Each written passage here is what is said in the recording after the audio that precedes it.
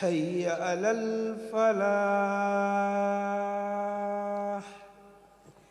الله أكبر الله أكبر لا إله إلا الله.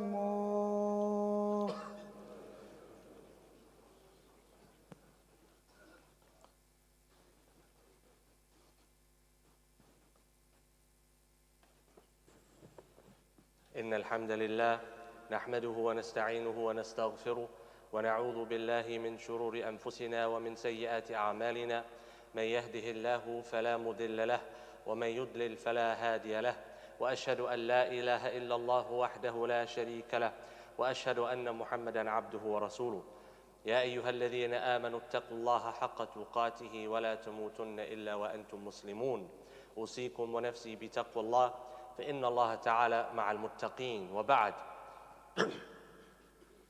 In light of what has taken place over the last few weeks with Muslims and Islam being in the media for negative reasons, without going into that which has been said and so on and so forth, because it's tiring for us.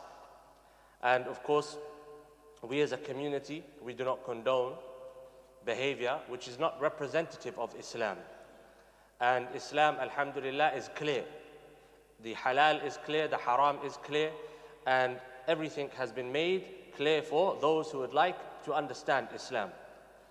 But in light of the misrepresentation of Islam and the Muslims in the media, there is an area which we have to focus on as individuals and as a collective. And in any situation, you can be one of two people. You can be a person who is proactive and you try to have a positive impact in a situation, or you can be a person who is reactive and negative and worry about the actions of others. You find that a situation is not going in the direction it should, you can be from those who try to change the direction of the situation. Or you can be from those who add to the negativity around the situation by complaining, which is unfortunately what many of us fall into, especially online today.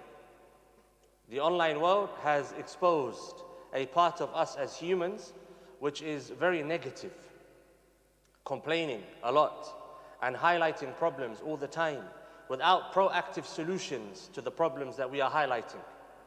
And this is not a positive quality. And the Prophet ﷺ, this was not befitting of his character. Likewise the Sahaba, the companions. And if you look through history, you have in every situation, every event which has occurred throughout our history and the history of others, you have individuals that take a hold of a situation to the best of their ability, and you have individuals that complain and highlight the difficulty and so on and so forth of what they face. And as men, especially, as men, we have to learn to take the reins in situations that we find ourselves within, as that is our responsibility. And there is, of course, a conversation today which often shows its confused head, the conversation of what it is to be a man and what a man is and so on and so forth. And one of the key components of being a man is the ability to forbear and the ability to uphold responsibility given to us as men. And this is something that we have to reflect upon in the current situation. What am I talking about? There is an area that if we were to focus on, no matter what is said about us in the media, it will have no impact. And you can find this in the story of the Prophet ﷺ very clearly. The story of the Prophet ﷺ from the beginning of his life, you find what I am going to address clearly. What is it?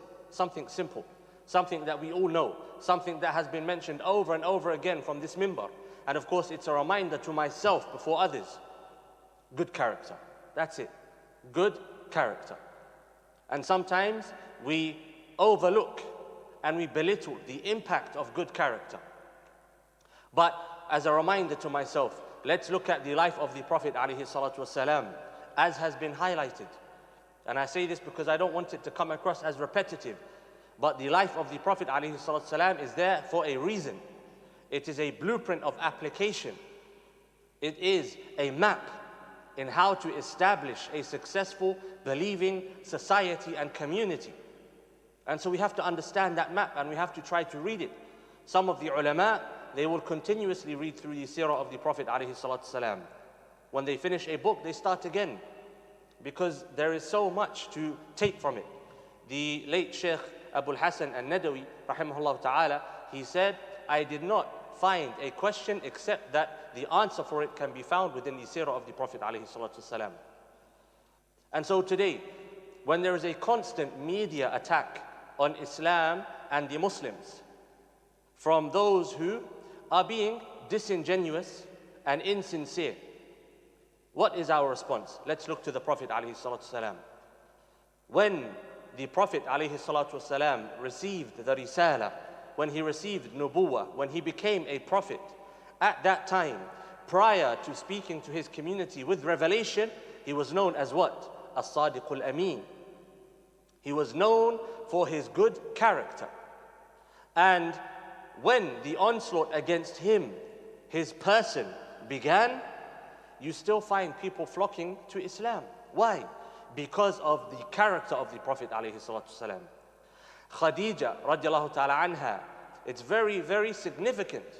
Khadija radiallahu ta'ala anha, the first thing she said when the Prophet ﷺ came to her after meeting Jibreel alayhi salam in a mountain, and the Prophet ﷺ was fearful for himself, questioning his own sanity, said, Akhsha ala nafsi, I fear for myself.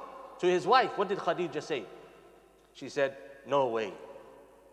Allah subhanahu wa ta'ala will never leave you like this. Allah subhanahu wa ta'ala will never leave you to yourself. Why? Because, and then she started to mention what? His character. His character. She started to mention the character of the Prophet ﷺ. And showing she believed that he was a messenger because of his character. Likewise, it's found in the various books of seerah, some narrations, that Khadija radiallahu ta'ala anha actually married the Prophet ﷺ because of she believed that he may be the Prophet that they were waiting for, due to the character she found from him and that her servant found from him in the interactions that they had. The character. And you look to those who came to Islam after Khadija radiallahu ta'ala, whether it's Abu Bakr radiallahu ta'ala, or it's Ali radiallahu ta'ala, or any of the others. What was it that brought them to the Prophet ﷺ's deen, the deen of Allah, al-Islam? What was it? It was character. They knew. Abu Bakr radiallahu ta'ala, he knew the Prophet ﷺ intimately. He spent time with him as a very close companion and friend. And he knew that this man, his character is not the character of a normal man. Likewise, go back to the Grenfell Towers when they were burning, one of them in particular, burning down. And there was a media report. For me, it was very significant. Just like in the lifetime of the Prophet ﷺ, character. A non-Muslim, she said on the news, she said, if the Muslims had not been fasting, we would have burnt with the building. If the Muslims had not been fasting, we would have died. Because the Muslims that were up and they were preparing for fasting, they were the ones that started to come out of their homes and warn others. Likewise, because there is a large amount of Muslims living in that area, in Latimer and Ladbroke Grove, etc., you found the Muslims were heavily involved in the charity work taking place on the ground, supporting the families of those who had lost their family members or those who had been removed from their homes, etc. And this had an impact. This had an impact on people. If a non-Muslim has a Muslim neighbor and that Muslim neighbor is looking after them, asking after their well-being, giving to them as they give to themselves, and so on and so forth. When they see a media report about Muslims doing X, Y, or Z, or Muslims being the cause of the problems in our society and our community, do you think they're going to listen to this report? No. They're naturally going to dismiss it. They're going to dismiss it. But if you have a community where you have the Muslims only looking out for each other, you go outside and the Muslims are the ones who are selling drugs. The Muslims are the ones who are pimping. The Muslims are the ones who are stealing. The Muslims are the ones who are running gambling dens. Then what do you expect from the non-Muslim when a news report comes on the television saying that Muslims are responsible for X, Y, and Z? What do you expect from this person? This non-educated person, by the way. Because these media reports, they target the uneducated. And an uneducated person is not a person who has not been institutionally educated. No, an uneducated person is a person who does not have the ability to think critically. An uneducated person is a person who does not have the tools to educate themselves. And that's who these media reports, these channels, these news articles target. They target the uneducated, the disenfranchised, the impoverished, the poor. Whilst the government financially rapes the people, the news reports and media articles and so on and so forth, they put, where are we? Where are we? If we are upright in our character, then people will see Islam for what it is. And people will not believe these media reports. Just like during the time of the Prophet ﷺ, Quraysh came out and warned the people, this man is a liar, this man is a magician, this man is a fortune teller, this man is a poet, this man breaks family ties, this man will destroy our community. But the people didn't listen. Why? Because they saw from the Prophet ﷺ his character. They saw from the companions their character. They saw from the companions their sacrifice. And what happened? The seed of intrigue was planted in the hearts. Even those who went to battle with the Prophet ﷺ, they fought against the Prophet ﷺ. Eventually what happened? They became Muslim. Why? Because of the character of the Prophet ﷺ, even during times of animosity. Even the enemies of Islam became servants of Islam and slaves of Allah in submission. And the best example, of course, Khalid ibn Walid, Amr ibn al-As, radiallahu ta'ala anhuma. Two great companions that at first, they were on the front line against Islam and the Prophet ﷺ. Umar ibn al-Khattab, radiallahu ta'ala an, his sword hanging from his neck, wandering the streets with the intention to kill the Prophet ﷺ, he became Muslim. Character. And we underestimate the impact of character. And this is, of course, from a societal perspective. And so when we find the media, certain parts of the media, and of course, mainstream media today is owned by a few individuals, and they have a very particular ideology. What happened in Palestine made that very clear for everyone. But when we have this media attacking Islam, attacking the Muslims, trying to paint a negative image of us, we should go harder in showing people what Islam is through our character. Da'wah is character. Da'wah does not require a person to be an alim, to be a talibu ilm, to be a qari. Does not require that a person stands on a stool and gives out pamphlets and books. No. Da'wah requires that a person embodies Islam with his representation in his everyday life, his character. When I'm driving, when I'm walking, when I'm shopping, when I'm talking, when I'm sitting, when I'm eating, every single stage of my everyday life, I should embody the character of Islam.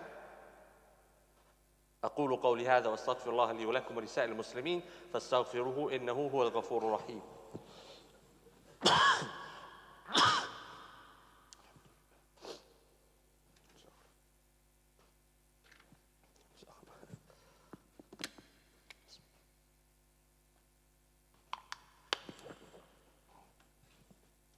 الحمد لله وحده وصلوات ربي وسلامه على أشرف الأنبياء ومن تبعه وبعد. Let us look to some of the statements of the Prophet ﷺ regarding character. The Prophet ﷺ, he said, مَا مِنْ شَيْءٍ أَثْقَلُ فِي الْمِيزَانِ مِنْ حُسْنِ الْخُلُقِ. This hadith alone, the Prophet ﷺ, he said, there is nothing heavier and weightier in the scales on Yawm al-Qiyamah than good character. Allahu Akbar. And we overlook it. We overlook it. The Prophet ﷺ was described by Abdullah ibn Umar. He said, لم يكن النبي عليه الصلاة والسلام فاحشا ولا متفحشا وكان يقول خياركم أحاسنكم أخلاقا. The Prophet عليه الصلاة والسلام, he was described by Abdullah ibn Amr رضي الله تعالى عنه رضي الله تعالى عنهما, and he said that the Prophet عليه الصلاة والسلام, he was not a person who would use explicit and illicit language, nor would he engage in such behavior. And this is a reminder for every single Muslim, because we have many Muslims today, mashallah, praying 5 times a day, mashallah, fasting, mashallah, giving charity, but they're swearing, using foul language. I've been shocked and surprised to come across individuals practicing on the outside, but you hear what's going on in the home and they're swearing at each other. Husband and wife using foul language. Now, we even come across young people swearing at their parents, وَالْعِيَاذُ بِاللَّهِ. The Prophet ﷺ would not use foul language, nor would he engage in behavior considered to be of this type. The Prophet ﷺ, he said, أخبركم بأحبكم إلي وأقربكم مني مجلسا يوم القيامة. The Prophet ﷺ said, shall I inform you about those who are closest to me and the most beloved to me on يوم القيامة? فسكت القوم فأعادها مرتين أو ثلاثة. The Sahaba, they remained silent. The Prophet ﷺ repeated it 2 or 3 times. قالوا نعم يا رسول الله قال أحسنكم خلقا. They said, yes, Ya Rasulullah, tell us, who is closest to you and most beloved to you on Yawm al-Qiyam? The Prophet ﷺ said, the best of you in character. The best of you in character. The Prophet ﷺ, he said, إِنَّ الرَّجُلَ لِيُدْرِكُ بِحُسْنِ خُلُقِهِ دَرَجَةَ الْقَائِمِ بِاللَّيْلِ. The Prophet ﷺ, he said, the person of good character will reach on Yawm al-Qiyamah the station of the one who prays the nights. The station of the one who prays the nights. Why? Because good character requires hard work and effort, especially in this society today. And let's be frank and honest for a moment, especially if you come from London. London can be a tough environment. London can be an angry place. London is fast-paced. And so you start to develop certain characteristics which are not healthy. You might become aggressive in your demeanor. You might become rough in the way that you handle other people. You might become paranoid. You might lack in trust for others. It's a very tough life sometimes in London. But we have to look at Islam and try to refine ourselves based upon Islam. If someone barges me, I do not need to respond with arrogance. If someone looks at me in the wrong way, so what? I am a mu'min before I'm anything else. And a lot of these characteristics that we find in London, they stem from insecurities. They stem from insecurities. An insecure person is hurt if someone else barges him. So what? He barged me. What does it really mean? It means nothing. Someone spoke to me in a manner which is perhaps arrogant or aggressive, and I am offended. How can you speak to me like that? Who are you? Who are you? You're a slave of Allah. Act like it. Be humble. And what can happen when we do not work on these characteristics? Issues escalate, situations become wild, and we find ourselves in a sticky situation that could have been easily avoided. And ask, how many young brothers are now old in prison because they couldn't control their anger? How many young brothers are old because they couldn't control their temper, their character? The Prophet ﷺ, what did he say when asked 3 times for advice? لا تغضب. The Prophet ﷺ, he said, do not become angry. And this again has been mentioned previously. The Prophet ﷺ, he said, do not become angry. When someone angers us, we deflect it from us to them. We say, this person made me angry. Why did you do that? They made me angry. No, you became angry because you are in control of your emotions. And if you are not, that is not a good sign. You should be in control of the way that you react to things. You do not have a button that someone can push. And if you do, then you need to get rid of it. And it's very important in this time today. Why? You look to the Prophet ﷺ. The Prophet ﷺ, he accepted Islam from those who fought against him, from those who were responsible for the deaths of some of his closest companions, such as his uncle Hamza radiallahu ta'ala. The Prophet ﷺ, he accepted Islam from the heads of Quraysh, who were spreading lies about him. It requires emotional maturity. I rise above the state of the individual currently. Someone becomes angry with me, someone mistreats me, someone says something negatively about Islam. I look at this person and say, this person is an uneducated person. Right now, I'm in the situation of a teacher teaching a young person. I respond accordingly. I show them what Islam is really about. The Prophet ﷺ, what did he say? He said, the strong one is not the one who's quick to react. The strong one is the one who is in control. The Prophet ﷺ, he said, تَدْرُونَ مَا أَكْثَرُ مَا يُدْخِلُ النَّارِ. He asked the companions, do you know that which is the most consistent in entering people into the hellfire? What is it that leads people to the hellfire the most? Allahu Rasuluhu a'lam qalu. They said, Allah and His Messenger know. قال الأجوفان. He said the two empty spaces. الفرج والفم. The private parts and the mouth. The private parts and the mouth. And the mouth relates to what? Character. Likewise, let's add to that, and of course, you have to forgive me for the crudeness, but the private part can be entered into character. How so? You have a man marrying another man's daughter or sister without involving the man in the marriage, bad character. Bad character. And we are aware of the issues of the private part today and the way that it takes people to the hellfire. But as for the mouth, no, we're very easy going with it. Backbiting, slandering, gossiping. The Prophet ﷺ, he said, وَأَكْثَرُ مَا يُدْخِلُ الْجَنَّةِ. And what about that which leads people to Jannah the most? تَقْوَى اللَّهِ وَحُسْنُ الْخُلُقِ. Good character and taqwa, consciousness of Allah subhanahu wa ta'ala. And to conclude, a reminder of a simple hadith, which I am sure everyone has heard of, at least once. The Prophet ﷺ, he said, اتق الله حيث ما كنت. Fear Allah wherever you are. وَأَتْبِعِ السَّيِّئَةَ الْحَسَنَةَ تَمْحُهَا. And follow up a bad deed with a good deed, and the good deed will wipe out the bad deed. I sin, I slip up, I make a mistake, give sadaqah, pray 2 rak'ah, engage in istighfar, do something to wipe out the effect of the bad deed on my scale and on myself. And lastly, the Prophet ﷺ, he said, وَخَالِقِ النَّاسِ بِخُلُقٍ حَسَنٍ. And have good character with the people. And Ibn Rajab, rahimahullah ta'ala, he says, this shows that husnul khuluq is from piety. It's from piety. And in fact, the Prophet ﷺ used a term in another hadith, which is used synonymously with taqwa, al-birr. Al-birr. And he said, al-birru husnul khuluq. Righteousness is good character.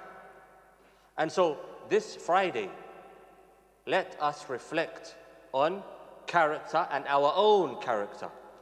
Let us reflect on our character in the home. How am I with my spouse? How am I with my children? How am I with my siblings? How am I with my parents? How am I with my neighbors? Reflect on my character whilst I'm driving, whilst I'm sitting and riding, whatever the case. What representation of Islam am I giving? If you look like a Muslim and you litter, you are giving Islam a bad name. If you look like a Muslim and you are engaged in haram, you are doing a disservice to Islam. It's an amana, it's a responsibility. Islam is the greatest blessing we have in life, but every blessing comes with responsibility. The blessing of a child comes with the responsibility of taking care of it. The blessing of marriage comes with the responsibility of taking care of the spouse. The blessing of Islam comes with the responsibility of taking care of Islam. Especially today when we live as a minority community amongst a majority non-Muslim community. And when I say minority community, I do not mean minority ethnic community. No, I don't mean that. I don't mean minority black or minority Asian or minority Arab or minority whatever else. No, I mean a minority believing community in a majority non-Muslim community. And that's the most important difference. That's the most important difference. It doesn't matter whether I represent my people of color or ethnicity or tribe, etc., etc. What matters is I represent my people of faith, Iman, Islam. Yawm al-Qiyamah, we are going to be raised as believers, non-believers, and hypocrites. We are not going to be raised in our tribes, in our colors, in our nation states, in our ethnicities, in our genders. It's going to be believer, non-believer, and hypocrite. And so the goal is to represent Islam to the best of my ability. And alhamdulillahi rabbil alameen, here in this masjid, we have great examples, young and old, of individuals who have brought people to Islam through their character. They have been the reason for the guidance of others due to character. And to finally conclude, just to remind everyone of an individual that came here and became Muslim. And when asked, why is it that you have become Muslim? What is it that led you to Islam? He said, there was a young man I used to work with over 10 years ago. A young man I used to work with. He would not speak ill of anyone. He would not allow others to speak ill of others around him. When it came to prayer time, he would pray. And I was amazed by his dedication. I was amazed by this, and the seed of Islam was planted in my heart. 10 years later, he became Muslim. That person doesn't even know. That person doesn't even know. Good character. Do not underestimate the impact good character has in every single relationship. May Allah subhanahu wa ta'ala make us from those who embody the good character of the Prophet alayhi salam. May Allah subhanahu wa ta'ala overlook our mistakes and forgive our sins. Allahumma salli ala Muhammad wa ala ali Muhammad kama sallaita ala Ibrahim wa ala ali Ibrahim. إنك حميد مجيد وارض اللهم عن أبي بكر وعن عمر وعن عثمان وعن علي وعن سائر الصحابة أجمعين اللهم تب علينا واعف عنا إنك أنت العفو الكريم وأقم الصلاة